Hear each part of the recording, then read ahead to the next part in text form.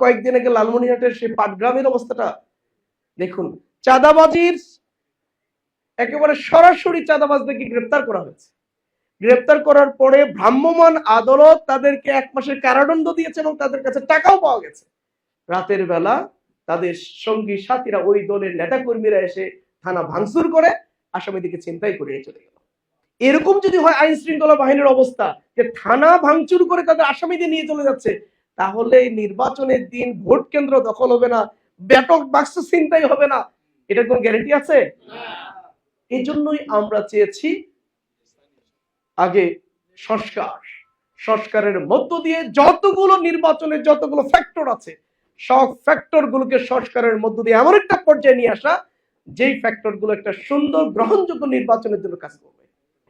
কোন একটা দলের কাছে মাথা নত করে, তাদের প্রতি অনুগত প্রকাশ করে কোন নির্বাচন বাংলাদেশে তাদেরকে হতে দেওয়া হবে না। আমাদের সজাগ থাকতে হবে, সচেতন থাকতে হবে, জনগণকে জাগিয়ে তুলতে হবে যে 15 বছর আমরা ভোট দিতে পারিনি, আমাদের ভোট এবং ভাতের অধিকার আমাদের ক্ষুণ্ণ করে নেওয়া হয়েছিল। 15 বছর পরে আমরা এবার ভোটের জন্য প্রস্তুত আছি এবং সেই ভোটটা, সেই নির্বাচনটা যেন ওই 15 বছরের মতো না হয়, এই ব্যাপারে আমরা সজাগ আছি, সচেতন আছি এবং কোনোভাবেই সেই ধরনের নির্বাচন আমরা মানি না, মানব না, হতে দেব না ইনশাআল্লাহ। আসসালামু আলাইকুম ওয়া রাহমাতুল্লাহি ওয়া বারাকাতুহু। সম্মানিত ভাইরা আমার, আমরা এমন একটা সময় এই সমাবেশের সিদ্ধান্ত আমরা গ্রহণ করেছি, যে সময়টা বাংলাদেশের রাজনীতির জন্য একটা অনেক বড় মাইলফলক। যখন আপনারা দেখছেন যে আগামী সুন্দর গ্রহণযোগ্য একটা নির্বাচনের জন্য যখন জাতীয় ঐক্যমত্যের কমিশন রাজনৈতিক দলগুলো নিয়ে বসে বসে একটা ঐক্যমত্যে পৌঁছানোর জন্য চেষ্টা করছে, একটা সুন্দর গ্রহণযোগ্য নির্বাচনের জন্য একটা সুন্দর পরিবেশ তৈরি করার জন্য চেষ্টা করছে, ঠিক তখন একটা দল বলা যায় যে সেই দীর্ঘ 15 বছরে ফ্যাসিবাদী খুনি হাসিনা যেভাবে যেনতেনভাবে একটা নির্বাচন দিয়ে ক্ষমতায় যাওয়ার স্বপ্ন দেখত, আজকের সময় একই ধরনের স্বপ্ন আমরা লক্ষ্য করছি আরেকটা দল দেখছে। মানে প্রত্যেকটা ক্ষেত্রে সংস্কারের প্রধান বাধা হলো সেই দল। তারা মনে করছে সংস্কার হলে পরে তাদের বিজয় হওয়ার স্বপ্নটা দুঃস্বপ্ন হয়ে যাচ্ছে, কমে যাচ্ছে। এই আশঙ্কায় তারা তড়িঘড়ি করে কোনো সংস্কার ছাড়াই তড়িঘড়ি করে তারা একটা নির্বাচন চায়। এরপরে দেখেন বিচারের প্রশ্ন, যখন শহীদ ফ্যামিলিগুলো, আহত পরিবারের ফ্যামিলিগুলো, ছাত্র জনতা যারা এই আন্দোলনের নেতৃত্ব দিয়েছেন, যারা এই আন্দোলনের সাথে সম্পৃক্ত ছিলেন, সকল মহল থেকে যখন বিচারের আওয়াজ এসেছে, ঠিক তখন আমরা লক্ষ্য করছি একটা দলের পক্ষ থেকে বারবার বলা হচ্ছে এটা একটা কন্টিনিউয়াস প্রসেস, এটা আমরা ক্ষমতায় গেলে আমরা বিচারটা করব। মনে হচ্ছে তারা আগে ভাগেই নিশ্চিত হয়ে গেছে তারা ক্ষমতায় যাবে। কে ক্ষমতায় যাবে এটি বাংলাদেশের জনগণ নির্ধারণ করবে, 1 নম্বর। 2 নম্বর হলো, আমরা যে সিচুয়েশনটা লক্ষ্য করছি, এখনই ক্ষমতায় যায়নি, এখন নির্বাচন হয়নি, তার আগেই এই যে মামলাগুলোতে আমরা লক্ষ্য করছি মামলা বাণিজ্য হচ্ছে। ইচ্ছে মতো এই মামলাগুলোতে তারা তাদের যারা টাকা দিচ্ছে না, যারা চাঁদা দিচ্ছে না, তাদেরকে এই মামলাগুলোতে ঢুকাচ্ছে, আবার যারা চাঁদা দিচ্ছে তাদেরকে এই মামলাগুলো থেকে তাদের অব্যাহতি দেওয়ার জন্য তারা উদ্যোগ নিচ্ছে। কোন উকিলের কাছে গেলে পরে এটা জামিন হবে সেটাও তারা নির্ধারণ করেছে। অর্থাৎ প্রশাসন এবং ওই রাজনৈতিক দল পরস্পরের সাথে যোগ সাজস করে মামলা বাণিজ্য চালিয়ে যাচ্ছে। আপনার অভ্যুত্থান আমরা লক্ষ্য করেছি যে এই ফেসিবাদী খুনি হাসিনা সরকারের দোসররা তাদের রাজনৈতিক বহু নেতৃবৃন্দ তার আশ্রয় দিয়েছে, যারা অভ্যুত্থানের পরবর্তী সময়ে বহু অনেক বড় অঙ্কের টাকার বিনিময়ে নিজের বাড়িতে এই খুনি হাসিনা সরকারের দোসরদেরকে তার আশ্রয় দেয় এবং মামলা বাণিজ্যের নামে কাউকে অব্যাহতি দিচ্ছে, কাউকে নিরপরাধ মানুষকে এই মামলার মধ্যে ঢুকাচ্ছে। যারা এখন এই কাজটা করছে, যদি তারা কোন রকমকে ক্ষমতা পেয়ে যায়, তাহলে এই মামলার বিচার কাজটা সুন্দরভাবে পরিচালিত হবে, এদেশের মানুষ সেটা বিশ্বাস করতে পারে না। এই জন্য আমরা বলেছি নো, বাংলাদেশের মানুষকে আর বোকা বানানো যাবে না। আগে আমরা বিচারের একটা দৃশ্যমান দেখতে চাই, বিচারের একটা দৃশ্যমান অবস্থা দেখতে চাই, এরপরেই নির্বাচন হলে পরে সেই নির্বাচনটাই মানুষের কাছে গ্রহণযোগ্য হবে, বিশ্বাসযোগ্য হবে। এটা গ্রহণযোগ্য ইলেকশনের জন্য যতটুকু সংস্কার প্রয়োজন, দেখুন আইন শৃঙ্খলা একটা সুন্দর নির্বাচনের জন্য নির্বাচন কমিশন একটা গুরুত্বপূর্ণ ফ্যাক্ট। এখন পর্যন্ত এই নির্বাচন কমিশন তারা সক্ষমতা আছে কিনা তাদের একটা জাতীয় নির্বাচন পরিচালনা করার মতো এই ধরনের কোনো পরীক্ষা কিন্তু তারা দেয় নাই। এই জন্য আমরা বারবার বলছিলাম যে আগে এই নির্বাচন কমিশনের একটা পরীক্ষা হতে হবে।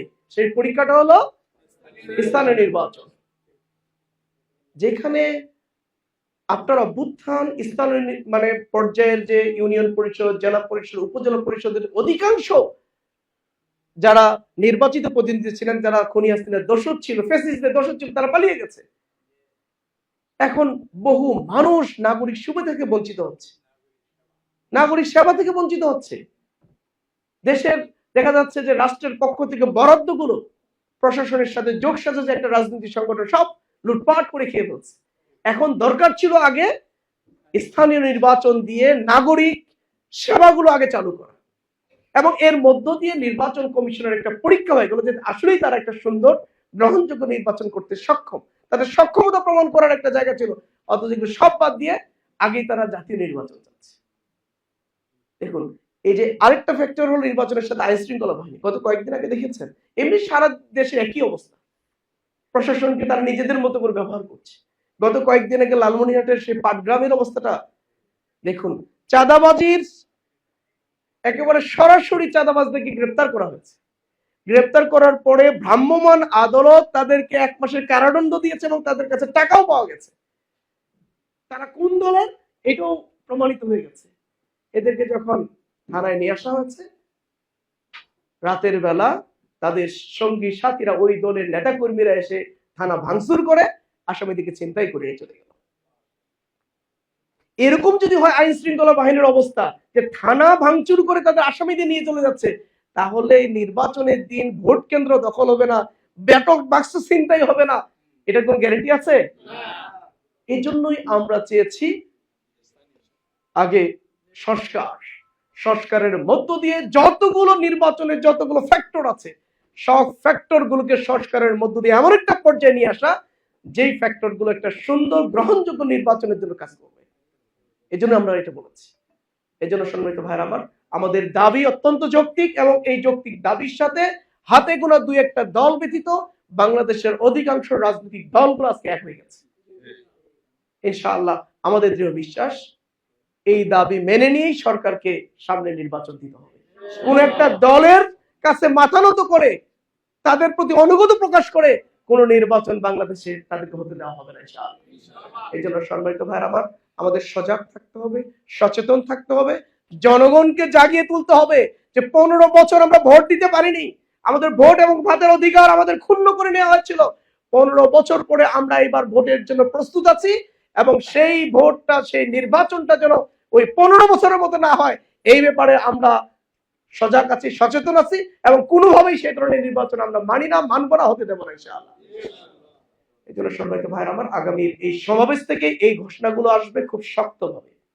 শুরু হয়েছে চরমোনাইয়ের সমাবেশের মধ্য দিয়ে এই আওয়াজগুলো গেছে, এবং ওই আওয়াজ যাওয়ার পর থেকেই কিন্তু দেশের রাজনৈতিক অঙ্গনে তোলপাড় হয়ে গেছে। এরপরে জামাতের সমাবেশ হবে, এরপরে পর্যায়ক্রমে আরো কিছু রাজনৈতিক দলের সমাবেশ, মহাসমাবেশ হবে। প্রত্যেকটা সমাবেশের একই দাবি থাকবে আমাদের। আমরা 7টা যে দাবি করেছি, বিচার, সংস্কার, পেয়ার পদ্ধতি, আমাদের প্রবাসীদের ভোটাধিকার নিশ্চিত করা, আহত পঙ্গুত্ব বরণকারী শহীদ ফ্যামিলিগুলোর পুনর্বাসন, এবং জুলাই সনদ বাস্তবায়ন, এই 7টা দফা নিয়ে আমরা আন্দোলন শুরু করেছি। ইনশাআল্লাহ এই দফাগুলোর বাস্তবায়ন হলেই তবেই একটা সুন্দর গ্রহণযোগ্য নির্বাচনের পরিবেশ হবে, এবং সেই নির্বাচনে সবাই অংশগ্রহণ করবে ইনশাআল্লাহ।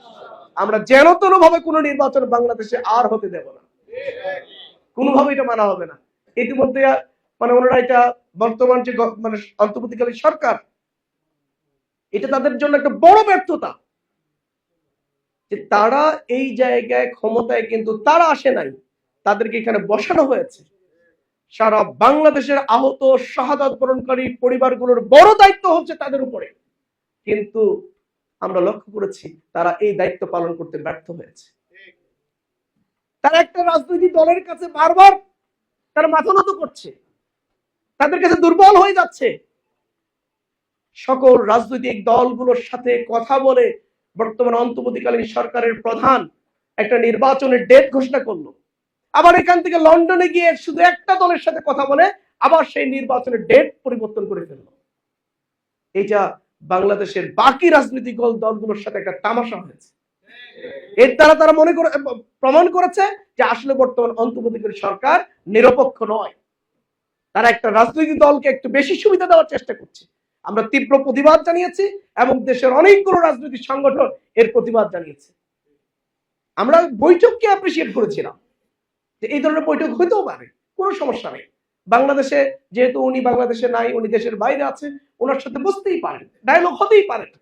কিন্তু ওনার সাথে বৈঠকে একটা সকল রাজনৈতিক দলগুলোর সাথে বৈঠকের পর একটা সিদ্ধান্ত হলো, এই সিদ্ধান্ত একটা দলের সাথে কথা বলে চেঞ্জ হয়ে যাবে, এটা দেশের মানুষ গ্রহণ করতে পারে।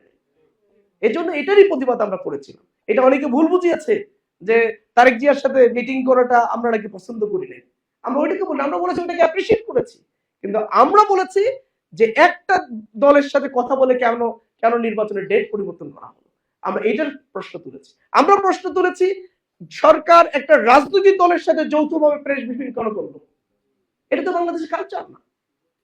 এর দ্বারা তারা আসলে তাদের নিরপেক্ষতারাই প্রশ্নবিদ্ধ করে তুলেছে। এই জন্য তাদেরই উচিত হবে এখন, তারা যে নিরপেক্ষ এটা তাদেরকে প্রমাণ করতে হবে। তাদের দায়িত্ব হলো জুলাই সনদ দ্রুত সময়ের ভিতরে ঘোষণা করা। কারণ যে রক্তের উপরে দাঁড়িয়ে, যে জীবনের উপরে দাঁড়িয়ে তারা এই সরকারের এখন উপদেষ্টা হয়েছে, এত সম্মান মর্যাদার আসীন হয়েছে, তাদের উপরে অনেক বড় দায়িত্ব রয়েছে। তারা যদি জুলাই সনদ দ্রুত ঘোষণা করতে পারে তাহলে মনে করি অন্তত কিছুটা দায়িত্ব তারা পালন করেছে। বিচার কার্যটা যদি তারা একটা পর্যায়ে নিয়ে যেতে পারে তাহলে মনে করি তারা কিছুটা দায়িত্ব পালন করেছে।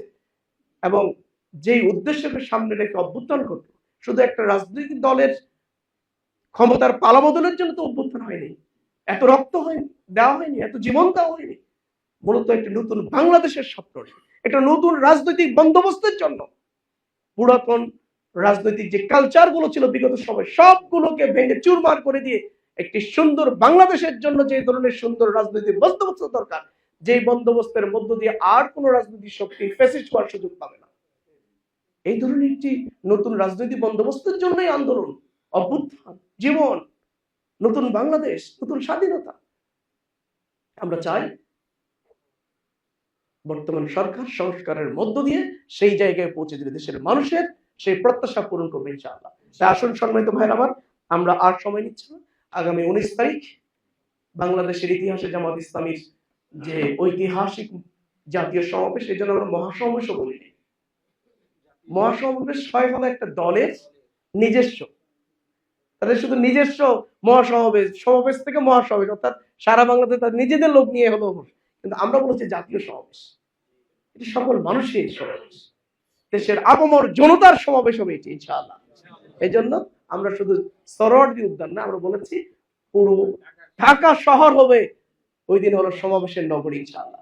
আল্লাহ আমাদের সবাইকে তৌফিক দান করুন। এখন থেকেই আপনারা প্রতিটা সেকেন্ড, প্রতিটা মুহূর্ত সেই সমাবেশের জন্য কাজ করবেন, রাতে আল্লাহর কাছে দোয়া করবেন, সাহায্য চাবেন, আর দিনের বেলা এই সমাবেশের প্রস্তুতির জন্য ছুটে বেড়াবেন মাঠে ময়দানে। আল্লাহ আমাদের সবাইকে সাহায্য করুন, তৌফিক দান করুন। আল্লাহ আমাদের সমাবেশকে তার নিরাপত্তা রহমতের চাদর আবৃত করে রাখুন।